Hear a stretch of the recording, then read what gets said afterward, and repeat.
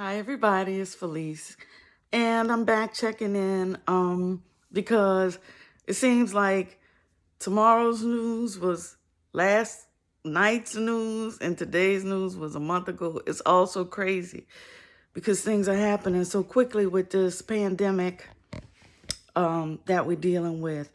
And usually when I do my videos, I do not end as abruptly as I did. Part of what happened was I was feeling deep feelings around just my wellness and my ability to have what I need in the midst of a crisis. This is not the first time I've had to deal with this type of thing because living in New Orleans and dealing with hurricanes, and disasters, we are pretty well versed at what we need to do. But globally, this is nothing we've ever gone through before. So I wanted to come back and I wanted to go over some things and just be present with those of you who are really having anxiety and stressing about this situation, because those are understandable reactions and feelings around what's going on. So here, right now, this Sunday, today, I'm not even sure which day, I don't know. But we've had our second death from the illness, and our our confirmed cases are growing exponentially. So when we consider ourselves having diabetes, and other chronic illnesses, because I also have high blood pressure. And I mentioned before, we have other physical challenges that occur besides diabetes.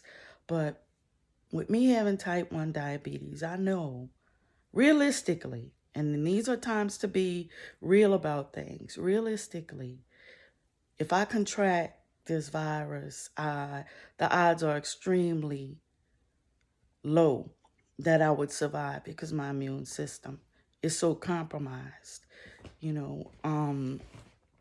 So I am staying in. It troubled me to go to Walmart to get my prescriptions, but I had to. Fortunately, when I went, everything happens in divine order. When I went to Walmart that day, was the first time in my life there was no one in line in the pharmacy and no one in line to check out those three other little items that I grabbed on the way out the door. So I knew to get in and get out. You cannot be overcautious in these types of situations. Also, when it comes to fear, fear is a very useful and necessary tool for survival. It's when we allow our fears to become overwhelming and we can't function, and it alters our ability to make sensible and decisions in our best interest, that becomes an issue. But fear is real. Fear is a human, because I always talk about being human. Fear is a human response, and fear is an understandable reaction to something that we've never had happen before, especially on a global scale. And I talk about myself being a global wellness strategist, and part of my mission is to do well and do good for all. I am aware of people who are actively trying to find solutions to this. And for me, I believe I'm best utilized to do what I'm doing right now. I'm doing outreach to help people understand they are not alone and how you're dealing with it. Just deal with it the best way you can. I can't criticize how you cope with something we've never dealt with before, you know. But I can provide support, and that's something I love to do, because the payoff for me by doing this, I touch myself, the payoff for me by doing this is that it helps me feel more relaxed because I'm not alone. And I'm not. I have a great support system. But by the same token, this is therapeutic for me. So I appreciate the fact that y'all are even paying attention and, sharing this time with me. So when we think about people going out and about, it's funny how things happen. I had to have emergency surgery. If you look at one of my other segments earlier when I was in the hospital, I had to have emergency surgery that saved my life. As a result, I had to stay home inside. I could not go out until I got cleared by my doctor, which occurred 8 weeks later. The coronavirus outbreak occurred probably 2 weeks after my surgery, a week and a half, 2 weeks. Then we had Mardi Gras here in New Orleans. Even if I was physically well enough to go, I didn't. I had no plans on it. And my gut, which my visceral response, I respect it. My gut said, don't even go. And it wouldn't have been a hardship to go. And I would have been in an environment where it would have been very easy to get to, but I still would have been around God knows how many people. And so many people from cruise ships come to New Orleans. New Orleans is an international city. It's like a Paris. It's like, a Rome. It's like all the cities that people love to go to see art and to experience culture. So it's not unusual for people from all around the world, from every continent, to come here and visit and have a great time. But what we're finding out now, and this is typical for what happens in these types of situations, is that people who were here for Mardi Gras have gone home and tested positive. There again, I'm not even going to try to mention, I'm not going to mention any more about statistics, about numbers, about recommendations, because I want you all to get that from the source where it's recommended that you get it from, which is the CDC guidelines, or whoever runs your country, and whatever their recommendations are. I looked at the American Diabetes Association and American Association of Certified Diabetes Education Specialists, which I belong to. And the recommendations were what I mentioned in my previous segment. Make sure you have enough insulin. Make sure you have enough medicine. I've been through these types of situations before, and I cannot stress to you the importance of being able to have your medicine that will keep you alive enough for at least a month. Is not even. I have enough medicine in here to last me a minute. Because like I said on the last segment, I fought so hard to be here. If the coronavirus is going to take me out, then it's not going to be from my own doing. And I say that, let me get back to the medicine piece, because that's really important. So make sure you have your medicine. Make sure you have a dependable glucose monitor so you can check your blood sugars. I know your doctor may tell you to check them a certain amount of time. Follow that. And stay on top of your blood sugars, okay? And your backup meter, even if you do wear a continuous glucose monitor. In the event that you have difficulty with that or you can't get those supplies, like talking about it, because I know how it can be, and it's not a crisis. So always have a backup method. Always have backup insulin. If you do not know, see, okay, talk to your medical provider and see what they want you to do. The drawback right now is that medical providers are bombarded and overwhelmed right now with cases that are more critical. So I'm not going to tell you how much insulin to take, but if you get desperate and you have trouble getting to it, Walmart has insulin They have a regular, which is their version of short-acting, and an intermediate-acting insulin, RNN. They're $26 a vial.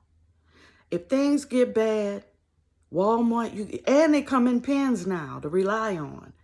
Get you some of that. If things get to the point where I know that I'm gonna have trouble getting my insulin that I'm taking now, I'm gonna always have that backup.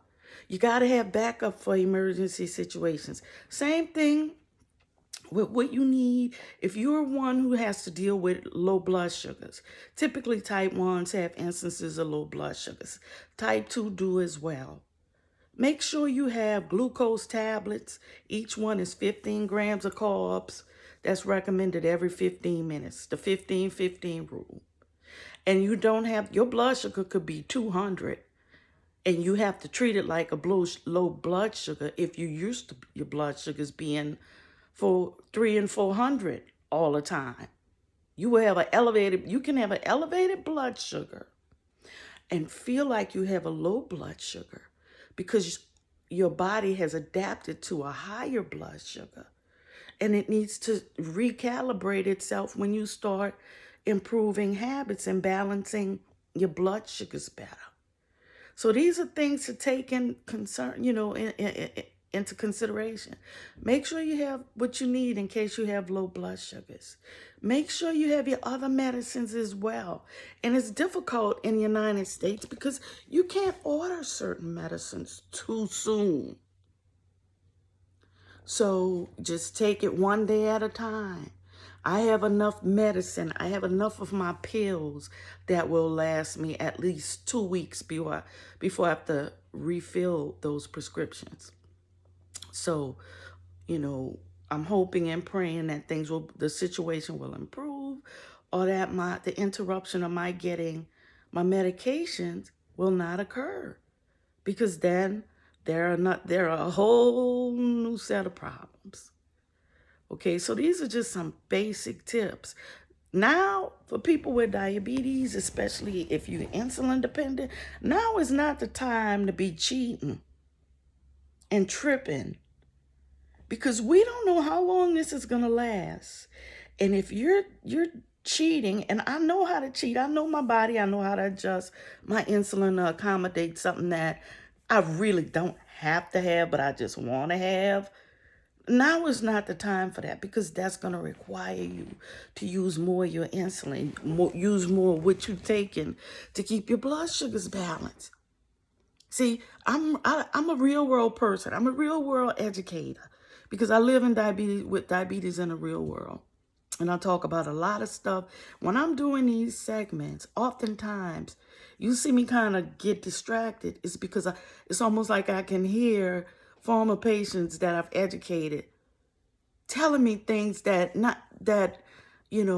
they're going through, that will 9 times out of 10 never be addressed by a person unless they're living with diabetes. So that's why I feel my segments can be of value, because what I talk about is the things that you go through firsthand. And I always like to reiterate that, because if you come into this channel to get diabetes education and to get, dietitian information and things like that, I didn't do this channel for that.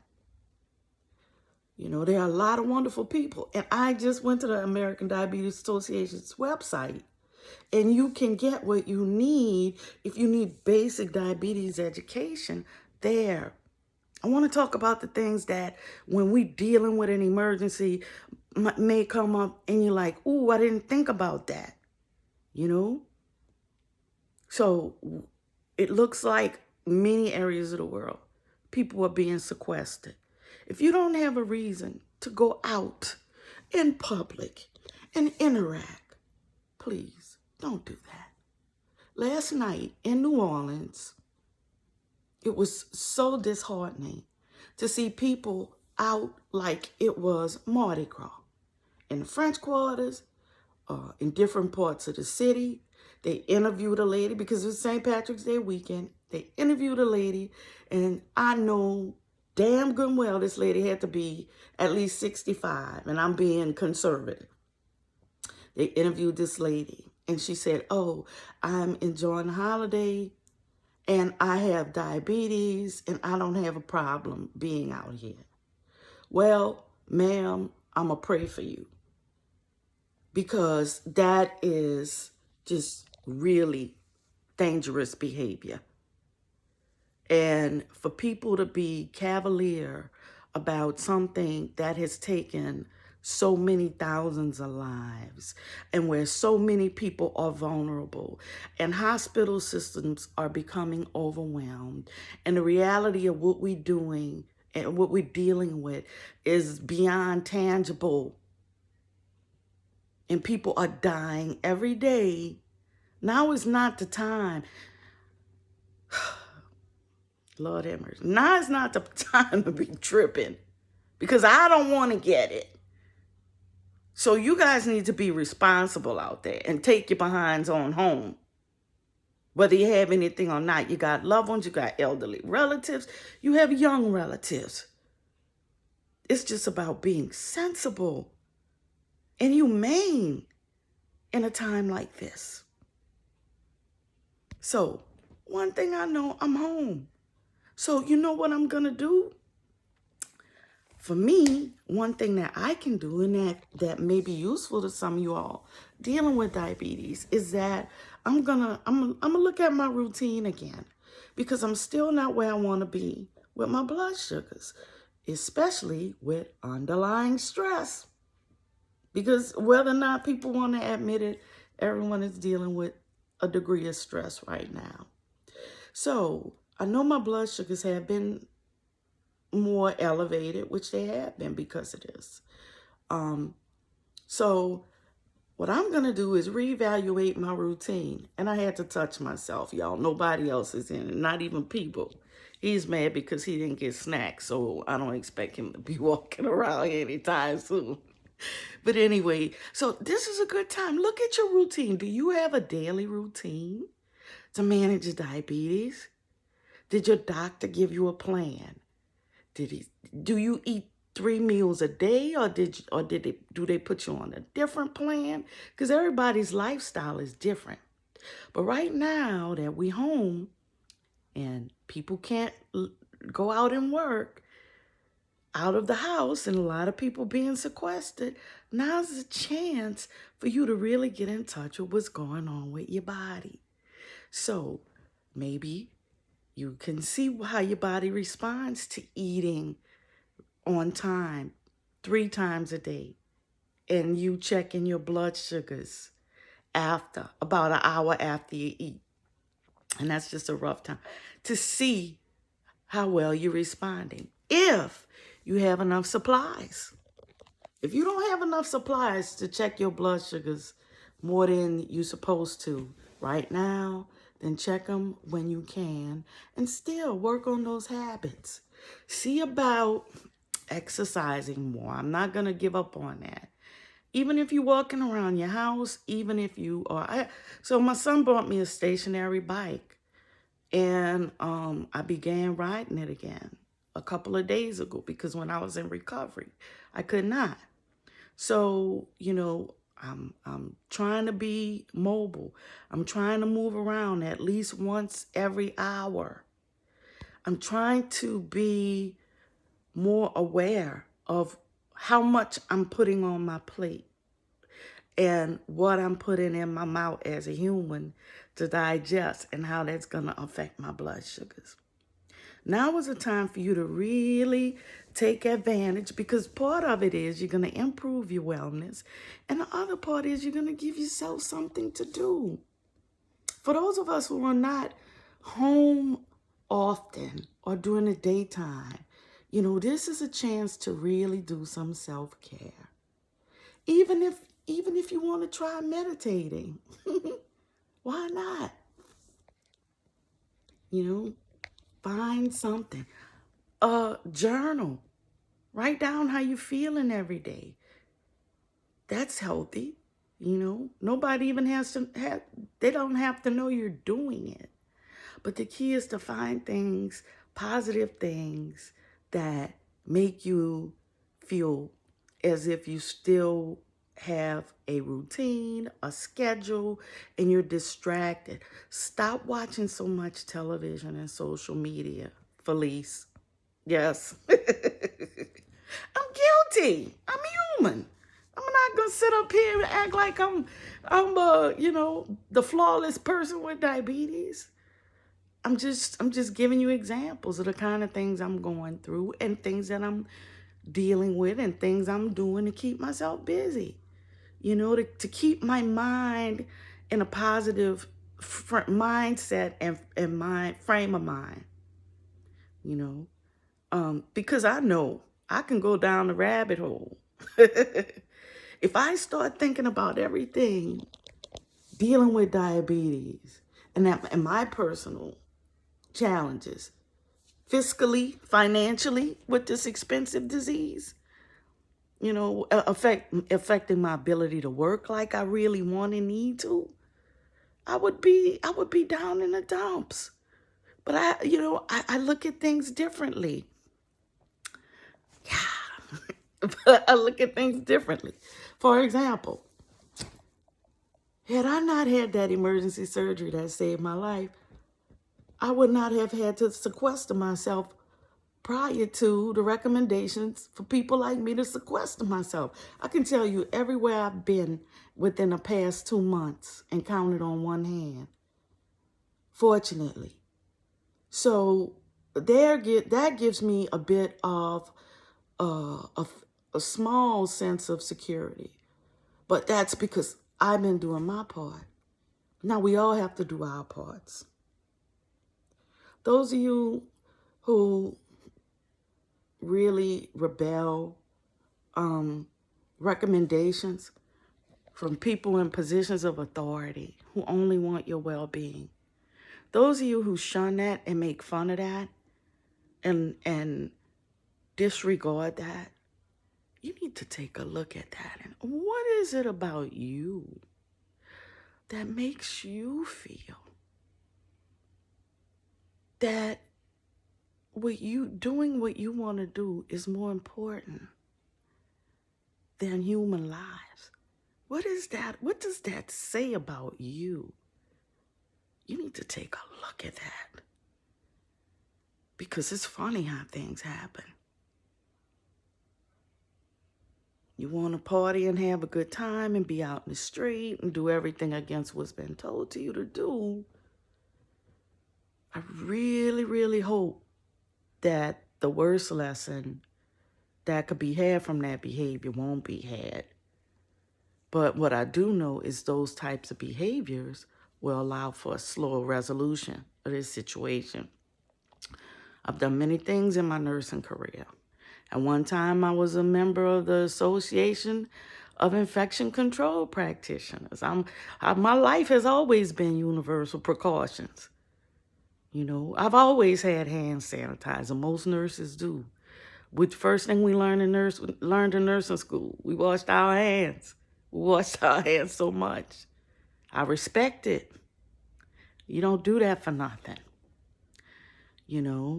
So when we think about all the things that we can do while we're home, and I think about those single mothers. I was a single mother, but I had a great support system on both sides. It was a very atypical case. And I'm very grateful for that, because that's why my son, who nagged me to do this channel, is alive and well and checking on his mom and being conscious about what he's doing, because if he comes over here, he wants to make sure that I'm not going to get sick. That's how you show you people that you love them. You do things to make sure that at a minimum, you're going to keep them out of harm's way.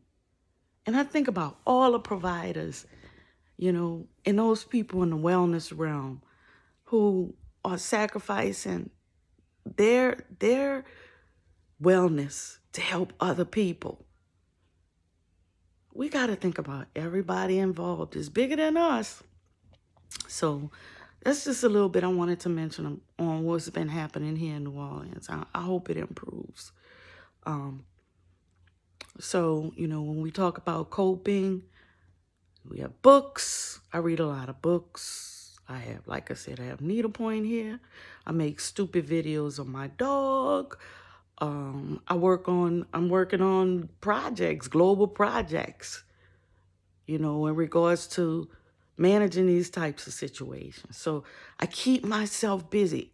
I know when you understand yourself, like I said, if you don't have an authentic understanding of yourself, you're going to have difficulty with all of the challenges that happen. So I know for me, I know that I'm the kind of person who has to do something. Like I said, I was going to make a pot of crawfish bisque. I did. It's delicious. It gave me something to do. It's very labor intensive.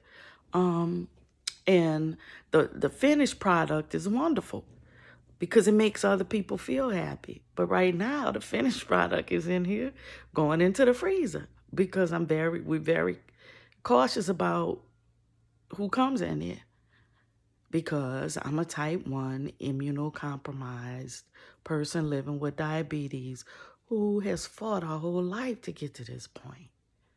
And it is upsetting and disheartening, and I posted my last segment because I just wanted to demonstrate what this person living with diabetes has been going through, trying to cope with all this. So another thing, you're home, your phone's gonna ring, people gonna be calling. Make sure you're not on the phone. Look, I had to learn to not answer my phone, and I had to learn how to shut people down who would call me up and try and get me in a frenzy about things.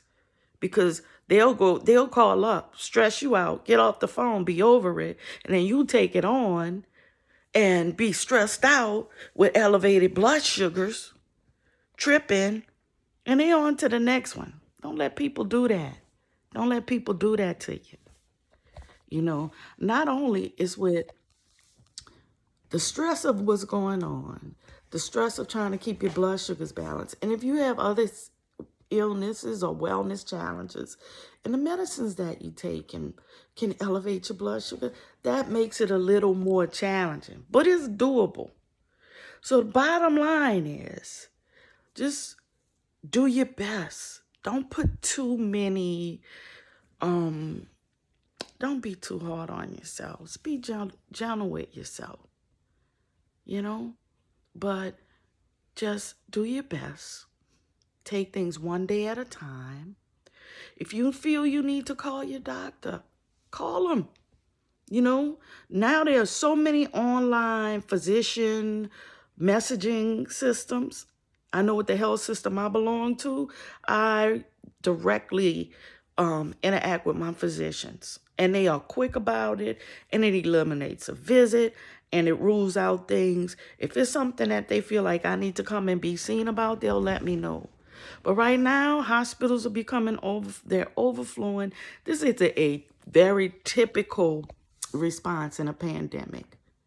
A lot of the infrastructure and support systems become bombarded. And so the last thing you want to do is have yourself in that mix. So the key is do your best to take care of yourself.